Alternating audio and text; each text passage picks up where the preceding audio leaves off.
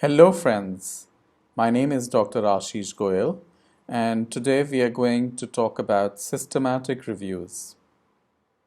Well, I thought for a long time, how should I introduce the topic of systematic review to you? And then it struck me.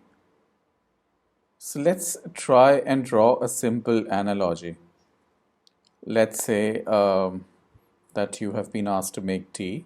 आपको चाय बनाने के लिए कहा गया, तो आप चाय बना के ले आओगे और लेट्स से एक दूसरे व्यक्ति को चाय बनाने के लिए कहा गया तो वो भी चाय बना के ले आएगा.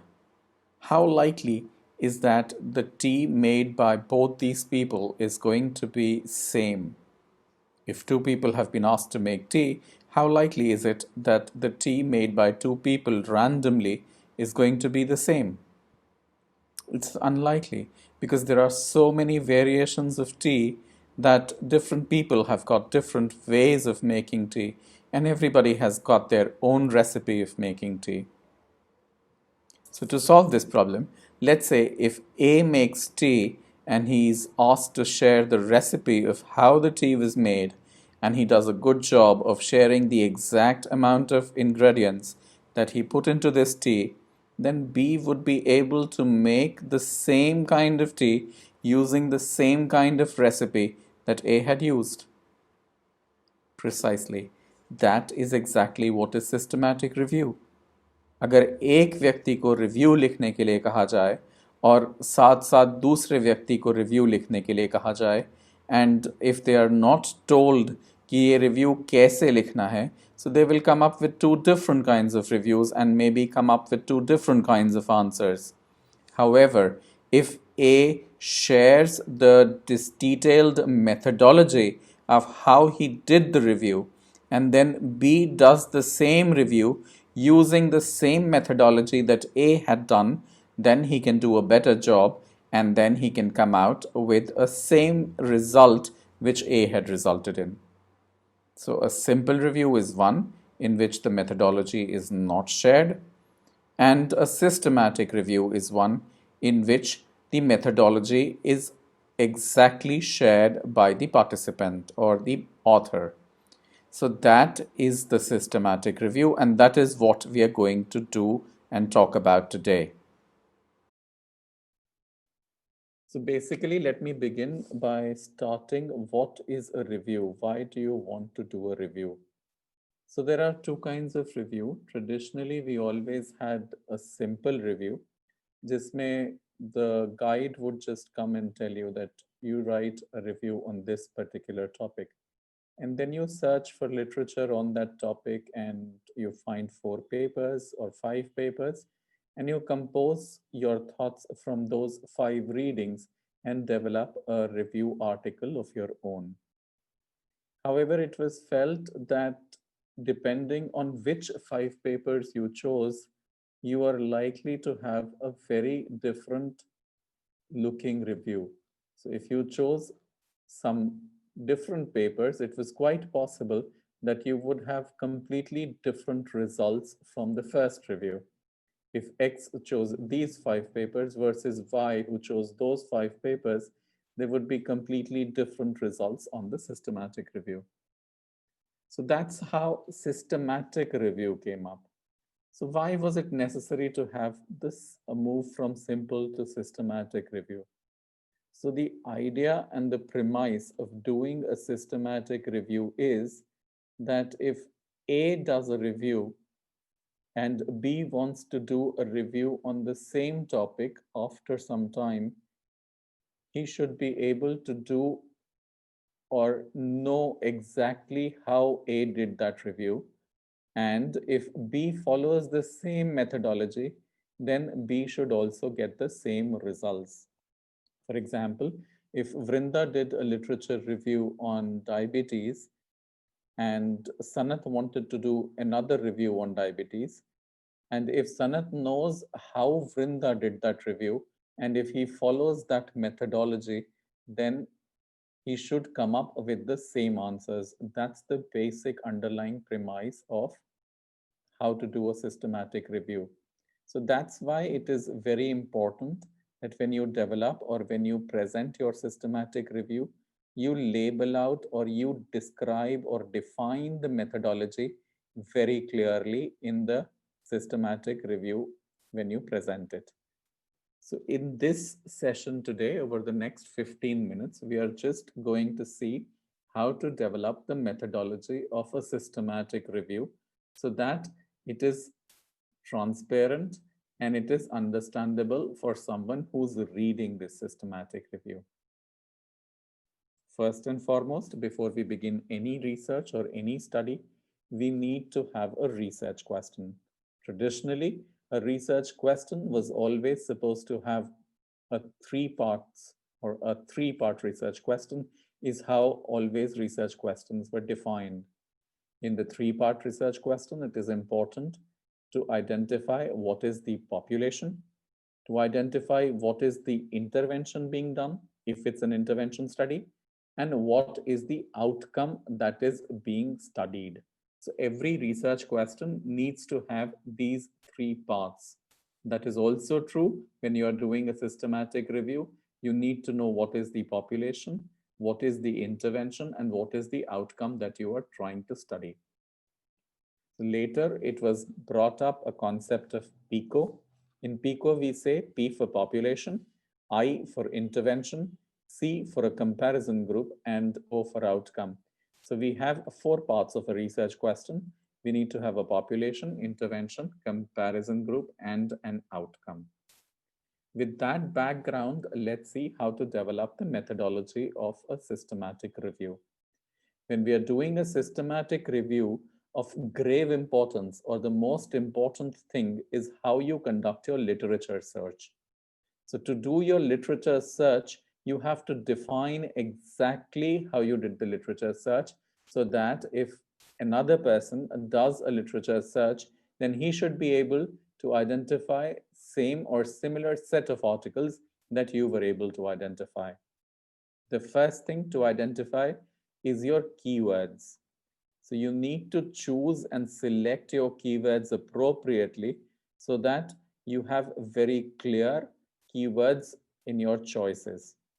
If one aspect of medicine could be presented as multiple keywords in literature, then you should pick up all these kind of keywords. Like supposing you are trying to develop a paper on death rates or mortality, then your keyword could be death, could be mortality. So these two are kind of synonymous, and an author could have written their paper using each of these keywords or any of these keywords. So when you are developing your search, you should be able to use both these keywords separated by an operator which is called OR. So these are called Boolean operators.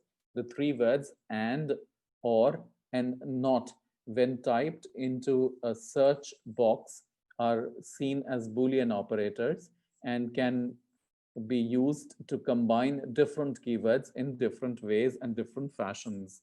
You should be familiar with the use of Boolean operators. You should be familiar with the use of stars. You should be familiar with the use of brackets while doing a keyword search. Now, if you want to see more on literature search, you can check out my video on how to do the literature search or PubMed search, which will help you much more on this. Besides defining your keywords, the next important thing to define in your methodology is the different databases that you have searched. If you have searched the PubMed, you write that you have searched the PubMed, you put Google Scholar, you put Embase. Whatever be the different databases that you have searched should be clearly described in your literature search in the methodology. The date on which you did the search. So you're not specifically going to write the date as 16th of December 2020, but definitely it is important to at least mention the month and year when you did the search or the period in which the search was done, so that people can identify which period the search was done. And if they set those limits on PubMed, they will come up with the same kind of articles that you came up with. So you need to be also familiar about limits and filters, which you have used while putting your keywords and while doing your search. Again, I would refer you to the video on PubMed search. If you're not familiar with limits and filters, these all four things are very clearly to be mentioned in your methodology when you are writing the review of literature or your systematic review. The next important thing to mention is your inclusion and exclusion criteria. How did you know that this paper is to be included? How did you know that this manuscript is to be excluded? So you need to identify and spell it out clearly कि हमने कैसे articles जो search करने के बाद मिले, whatever the citations that were pushed or which were put up by Google or PubMed, how did we identify which ones of these are we going to include in our systematic review? And how did we identify which ones of these are we going to exclude from our systematic review? So we need to tell them, we need to tell our readers at each step how we did the title review, then we went on to do the abstract review, then we went on to do the full paper review. So हमें उनको बताना पड़ेगा कि जब हमने title पढ़ा तो हमने उसमें से कैसे छांटा कि ये पेपर हमारे लिए अप्रोप्रिएट है या अप्रोप्रिएट नहीं है सॉरी इसको हम इंक्लूड करेंगे या हम एक्सक्लूड करेंगे. So we need to tell clearly how we chose an article to come into our systematic review and how we decided that this article is to be excluded from our systematic review. The next important thing to do is a quality assessment to see कि जो हमने articles include करे हैं, हमने क्या मापदंड रखे ये तय करने के लिए कि इसकी क्वालिटी अच्छी है या इसकी क्वालिटी अच्छी नहीं है. So we need to specify very clearly how did we identify or what criteria we used to identify the quality of a given article, and if we have selected to include only good quality articles and how we excluded the bad quality or the poor quality articles on the search. We also need to have a statement or a method to say that our search was comprehensive. हमने PubMed ढूंढा, Google Scholar ढूंढा, हमने let's say Embase ढूंढा, हमने library में जाके हाथ से किताबें ढूंढी, हमने हर आर्टिकल की क्रॉस रेफरेंसेस ढूंढी. So in some way we will have to ensure that what was the limit of comprehensiveness of our search. Nobody can assure or promise or claim that they had 100% of all the articles. But then you have to give an idea of what was the depth of your search, what was the level to which you went to ensure that your search was comprehensive and that you did not miss out any important articles on some other kind of platform which you did not include. So as you might already know, there are the PRISMA guidelines.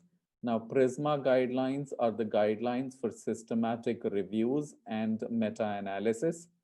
If you have not yet familiarized yourself with PRISMA guidelines, it is a good idea to do that now. You can find a copy of PRISMA guidelines on this website called the Equator Network. You can Google the term Equator Network. You will be led on to their website. From there, you can find the PRISMA guidelines, the PRISMA checklist, and the PRISMA flow diagram. You should familiarize yourself with these, and every systematic review methodology and results section should have a PRISMA flow diagram. The flow diagram indicates how many papers you identified after your literature search, how many did you screen, how many did you find were eligible, and how many did you finally include in your literature review or in your systematic review. So you have to have a kind of a boxes in which first box will say n number of articles identified and screened and eligible and included. And at each step, you would have to tell why a particular article was excluded and how many were excluded. And this brings up to an important question here. How do you differentiate between a systematic review versus a meta-analysis? So if you have looked at different articles in literature and you have assimilated your findings or your observations from these articles and presented your opinion, it becomes a systematic review. Now, if you extract the data out of individual articles, or if you have selected randomized controlled trials, and if you extract the data out of each randomized controlled trial, and then try and collate this data and present a final statistic from all the different randomized controlled trials that you have included in your systematic review, and now you present this as a number, a figure, or a data analysis, then it becomes a meta-analysis. Otherwise, more or less, they remain largely similar. A systematic review can include observational studies. A systematic review can include only descriptive studies, but a meta-analysis usually includes only randomized controlled trials of good quality and then tries to combine or collate the data from individual randomized controlled trials and tries to present a final summary statistic from all these different RCTs. Now, this brings us to an important point. After we have identified which articles will be included in our systematic review, how do we collect data? So we need to identify in advance what will be the points of our data extraction. So we will extract data regarding age, regarding sex of the patient. We will find out what was the number of participants in this study. So we have a data collection form or a case record form for which we fill up from each article that we have identified. So each included article contributes to this record form where we have already identified which data points we will extract from individual articles. Then we compile them into a spreadsheet or into a tabular format so that we can compare the findings of individual papers that we have included in our systematic analysis or systematic review. If you give a statistical treatment to them, it becomes a meta-analysis. If you do not give a statistical treatment to them, it becomes a systematic review. So for the moment, for this particular session, we will limit ourselves to systematic reviews, and we will not talk about the statistical treatment or statistical analysis that we are going to perform on the collected data. So that in a nutshell was about systematic review methodology. And now I will take you to an example from a recent paper which has been published in the journal called PLOS. So PLOS is a very reputed journal, which is an acronym for Public Library of Science. It's an open access journal, meaning any articles which are published on PLOS will be visible to everyone free of cost. No subscription is required. The impact factor of PLOS is about 7 plus, and it's one of the most reputed open access journals available online. So this article was published very recently. It's by Piscoya et al. And it talks about the efficacy and harms of remdesivir. So you identify this is the intervention. This is remdesivir on the treatment of COVID. So this COVID is your population. So they are trying to see the impact of remdesivir on patients with COVID, and they have done a systematic review and a meta-analysis. Simple, not difficult to comprehend. So let's see what they have written in their methodology. I will read out and I will put up exactly what they have written in the methodology. So you have an idea of how to develop the methodology of your own systematic reviews. So I hope this is clear. So this is the intervention and this is the population. Here we are not able to identify the outcome from this particular title, but we need to have a comparison group and an outcome. So let's say the comparison group could have been people who did not receive remdesivir, maybe, or this is probably a research question that they could have framed. So what is the search strategy and selection criteria that they had applied? Let's see this. So they have said we performed a systematic review of RCTs and observational studies evaluating the effects of remdesivir in adult hospitalized COVID-19 patients with pneumonia and or respiratory insufficiency. So if you see, this becomes your population: adult hospitalized COVID-19 patients with pneumonia and or respiratory insufficiency. They have clearly defined their population. They've also clearly defined remdesivir, which is their intervention. We search studies in, now note here, PubMed, Web of Science, Scopus, Embase, and Cochrane Library, and medrxiv.org. So they have clearly defined कि उन्होंने कौन कौन से databases में search किया, which databases they searched. So anybody who is trying to do a similar search will and uses the same kind of databases then should be coming out with the same kind of results. They also search for ongoing RCTs on these websites: the clinicaltrials.gov, the who.int, and the clinicaltrialsregister.eu. So they have clearly defined in these 3 or 4 lines what are the different databases in which the search was done. In the next line, they have described that the search was done on 5th May and was updated on June 5th, 2020 and August 21.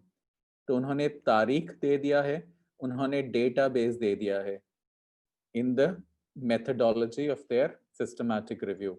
So remember, every time you write a systematic review, you have to tell your readers what was the databases that was searched and when the database was searched. Let's go on. In the next paragraph, they say search strategies were adjusted for each engine using the keywords. Now, here are the keywords. I said we have to define and list the keywords clearly. So the keywords they have used was remdesivir. Now, this is the Boolean operator here. And they have given you the Boolean operators also. उन्होंने ये भी बता दिया उन्होंने bracket कहाँ लगाया था. We use the words COVID-19, coronavirus. Now, anybody could have written COVID, corona, coronavirus disease, or coronavirus disease 19, or severe acute respiratory syndrome, or SARS-CoV-2. All these words could be synonyms for SARS or COVID-19. So they have used all these keywords and separated them by the Boolean operator, which is OR. So OR is the Boolean operator here, and these are the keywords. उन्होंने सारे keywords आपको लिखकर बता दिए. And they said with no limitations for time or language. So उन्होंने कोई filter नहीं लगाया for time or for language. So you can apply filters for language in PubMed, but they did not apply any filters. They have given exactly how they did this search. Then they have said that the PubMed strategy is included in the S1 file. We'll see in a minute what is the S1 file all about. And they included studies in our search involved case series, cohorts, RCTs that specified at least one efficacy or harm outcome. तो उन्होंने बता दिया कि हमने case series भी लिए थे, हमने कोहॉर्ट्स भी लिए थे और हमने RCTs भी लिए थे. तो हमने हर तरीके की स्टडी इंक्लूड करी थी अपने सिस्टमैटिक रिव्यू में. They have also said we excluded studies with hepatitis B or HIV co-infection patients. So they have clearly defined what keywords were used. They have clearly defined what databases were used. They have clearly defined what dates this was done. They have clearly defined how they included studies and how they excluded the studies. So they have given all these 5 points or 6 points in this. Now, this is the S1 file that they had mentioned in the previous slide. So you see here, they had talked about the S1 file. So this is the S1 file, which they have given in the appendix. यहाँ पर उन्होंने सारा जो detailed keyword का analysis है, they have given everything here. So if you type this particular, इसको copy paste करके हम अगर PubMed में type करेंगे, so we will get exactly the same articles that they had got. because this is the same search keywords that they had typed in the search box on PubMed.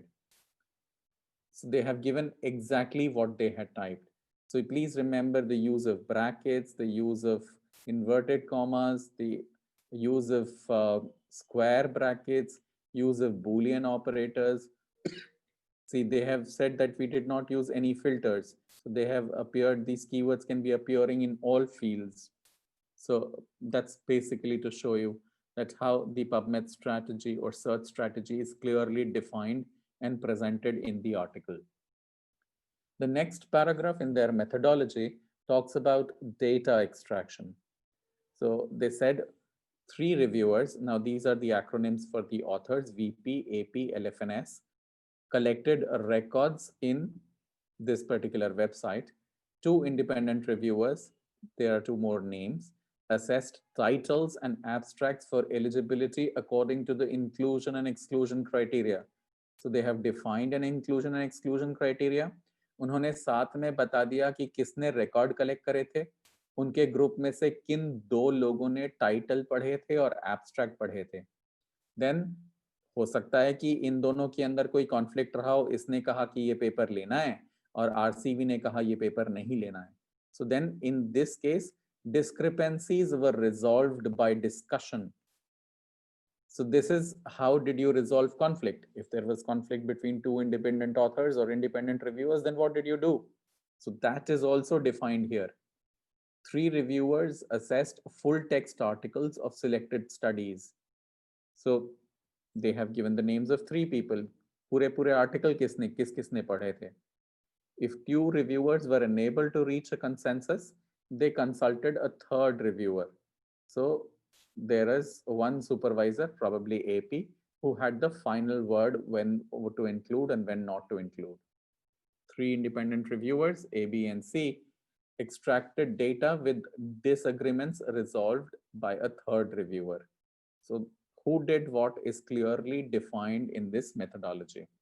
Next, they said हमने क्या क्या data points extract किए थे. If you remember from our talk, we decided that we have to talk about what are the extracted data points from each study. So उन्होंने निकाला each study से who were the authors, what was the year of publication, what was the study design, how many were the number of patients, which country, what was the median age, what was the proportion of males, what were the comorbidities. Comorbidities could be obesity, hypertension, diabetes, coronary artery disease, CKD, COPD.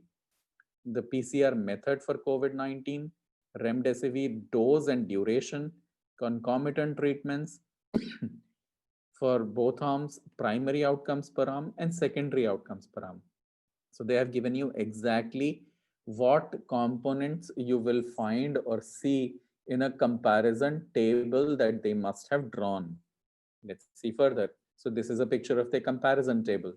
So in this comparison table, these are all the 6 studies that they included in their systematic review.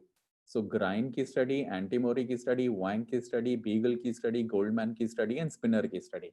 So they have put in their table all the 6 RCTs or all the 6 studies. 2 of them were case series and 4 of them were RCTs. They have put it in a comparison table.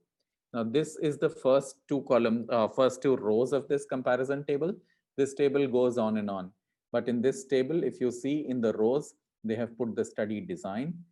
अगर आपने पिछली slide में याद है, तो they had given us all the parameters जो उन्होंने include किए थे और हर study से extract किए थे.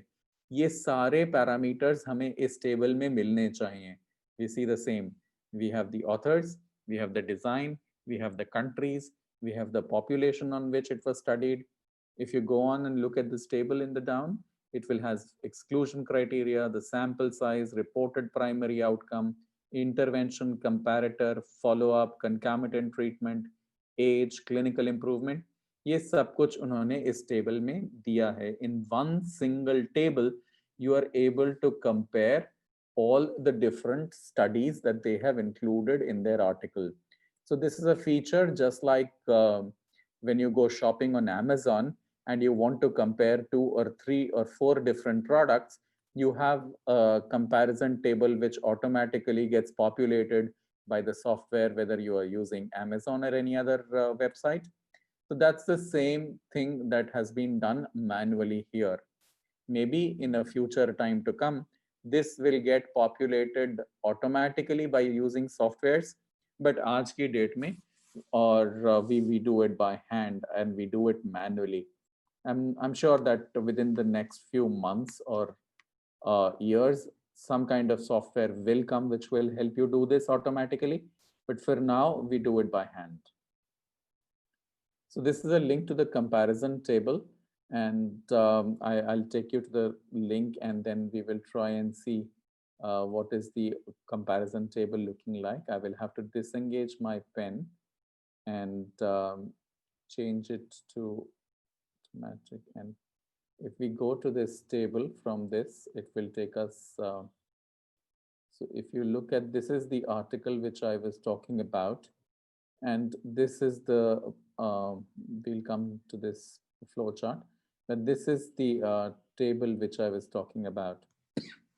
And if we look at this table, and let's enlarge this table, and here you will be able to see all the 6 studies that are there. They have included in their paper. So all the 6 studies here.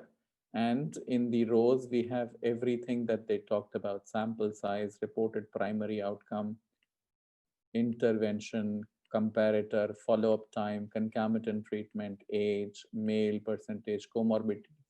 तो जितनी चीजें उन्होंने कहा था कि हमने extract करी हैं, वो सब उन्होंने इस टेबल में प्रेजेंट कर दी हैं. That's the in a nutshell about the comparison table. Now they have said outcomes. So the primary outcome were all-cause mortality, clinical improvement, time to recovery, on which patient satisfied categories 1 to 3 of an 8-point ordinal scale, need for intensive ventilation, and serious adverse events. So उन्होंने remdesivir को किस चीज के लिए compare किया? They said the primary outcome should have data on mortality, improvement, recovery or time to recovery.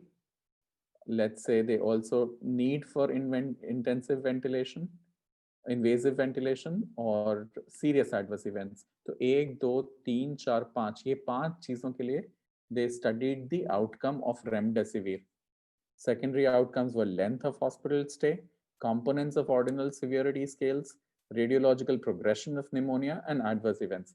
So in this one paragraph, they have told us what were the outcome parameters that they were studying. Then there is a statement on how bias was assessed. They say assessment of risk of bias was performed independently by 2 investigators, do ke naam, using the Cochrane ROB 2.0 tool for RCTs. Now there's a software which helps you to identify bias. We plan to independently use Robbins 1 tool for cohort studies, but no observational studies were found. They did not have any. A third reviewer resolved discrepancies when needed. So self-explanatory. So how did they find, or how did they handle bias between in the studies that they included for their analysis or systematic review? So they then spoke about their statistical analysis and described in detail how they applied the statistical tests while doing their meta-analysis, or how did they combine the data from all the systematic reviews from all the studies that they included. We reported our systematic review according to the 2009 PRISMA guidelines. So I was referring to the PRISMA guidelines earlier. They say हमने अपना systematic review PRISMA guidelines के हिसाब से report किया है. Effect of remdesivir on outcomes from single individual studies were reported as hazard ratios or risk differences or relative risks for dichotomous outcomes and mean differences for continuous outcomes, each with 95% confidence intervals. I'm not going into the details of what are hazard ratios, what are risk differences, or what are relative risks, or what are odd ratios, because that's not the purpose of this particular presentation. I will not read through much of this slide further because that will confuse you regarding the systematic review or the statistical analysis. But suffice here to say that they have presented how they did their statistical analysis. Now, this was the Prisma flow diagram that I was talking to you earlier, in which I said the flow chart or a flow diagram of the study includes the identification कि आपने कितनी studies identify करी, कितनी screen करी, कितनी आपको eligible मिली और कितनी आपने finally include करी. So this is a kind of flow diagram which accompanies every systematic review. It says they identified 805 databases while they were searching, while using search engines. They identified another 109 by using some other websites. So combining 805 plus 109 should be 914, 914. But they found that records were duplicate. Yahan se aur yahan se they had some duplicacy. And when they removed it, they found there were 707 total records. So they said हमने 707 record screen करे. उसके अंदर से we excluded 696. So here they have said we excluded 696, but at the same time they should have said why they excluded these 696. It is a very important question and we should always put in our systematic review कि हमने अगर exclude किया तो किन कारणों से उनको exclude किया. Some broad listing of reasons is necessary while presenting this kind of a flow chart. Then they say finally 696 exclude करे, 707 में से हमारे पास finally 11 बच गए. इन 11 में से हमने full text article exclude करे, क्या कौन से exclude करे, कौन से रखे, and finally they said कि हमने 5 और exclude कर दिए और finally हमने 6 article रखे जिनका हमने data अभी पीछे देखा कि they had presented in that comparison table. So that's how the flow diagram looks like. And that is practically all that I want to talk to you about systematic reviews and how to write the methodology of systematic review. And I hope that I have been able to make it a little more clearer to you and give you an idea how you should be working towards developing the systematic review and the methodology for the review of literature or the systematic review that you are going to develop. So that brings us to an end of how to develop the methodology of a systematic review. I hope that this session has been useful and you have been able to pick up a few threads, links, and has been able to help you resolve a few confusions in your mind on how to approach a systematic review. Thanks for stopping by.